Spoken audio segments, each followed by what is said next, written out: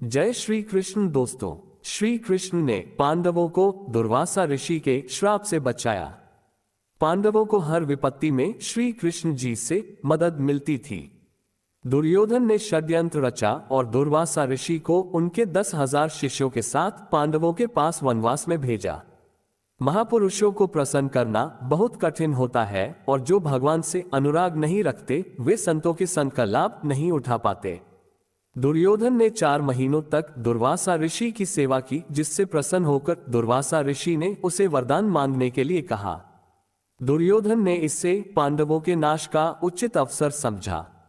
उसे पता था कि अगर पांडव दुर्वासा ऋषि और उनके शिष्यों को तृप्त नहीं कर पाए तो वे क्रोधित होकर उन्हें श्राप दे देंगे।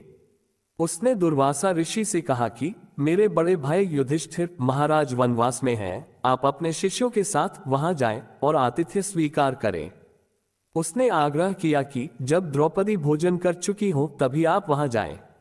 दुर्वासा ऋषि ने यह प्रस्ताव स्वीकार कर लिया।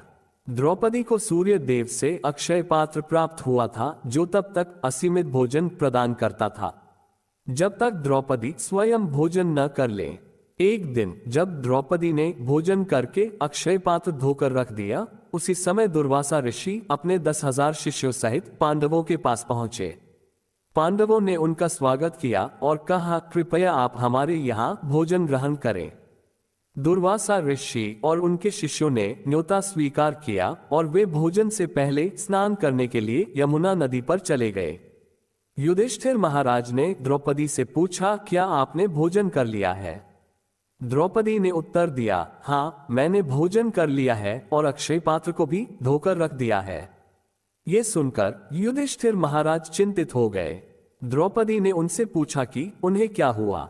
युधिष्ठिर महाराज ने कहा, बाहर दुर्वासा ऋषि और उनके 10,000 शिष्य भोजन के लिए आने वाले हैं। अगर वे तृप्त न हुए तो क्रोधित होकर हमें श्राप दे सकते हैं। श्री कृष्ण का चमत्कार। द्रौपदी ने कहा, आप एक पात्र पर इतना विश्वास कर रहे हैं, लेकिन पूरे संसार का पालन करने वाले श्री कृष्ण हमारे साथ हैं। वे हमें इस संकट से अवश्य बचाएंगे।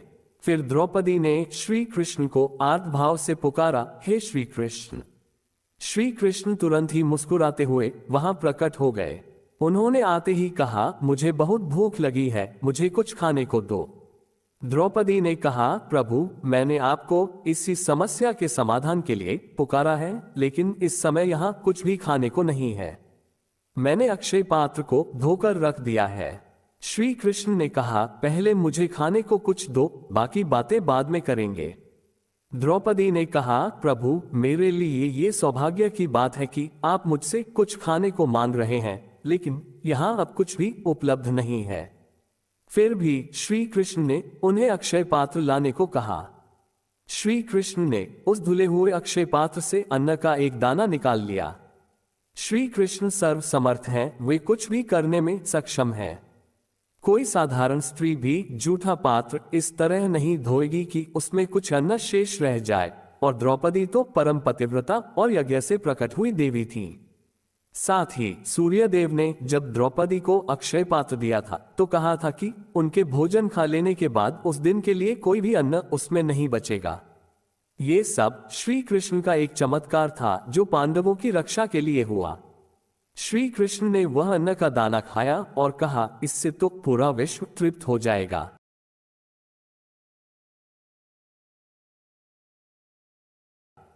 दुर्वासा ऋषि की तृप्ति और वरदान।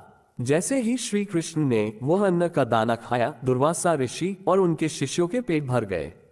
उन्होंने फिर भीम से कहा कि जाकर दुर्वासा ऋषि और उनके शिष्यों को भोजन के लिए बुला लाओ। भीम गए और दुर्वासा ऋषि से कहा कि आप सबके लिए स्वादिष्ट भोजन तैयार है, कृपया आइए।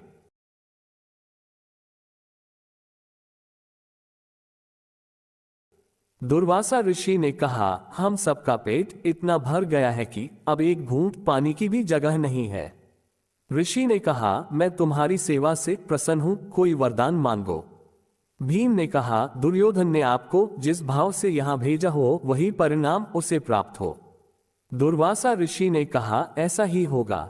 तो दोस्तों, दुर्वासा ऋषि और पांडवों की यह कथा आपको कैसी, हमें कमेंट बॉक्स में लिखकर जरूर बताएं।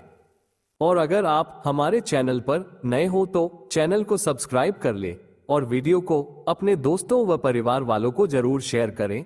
और आज की हमारी यह वीडियो देखने के लिए आपका दिल से बहुत बहुत धन्यवाद। बोलो जय श्री कृष्णा, राधे राधे।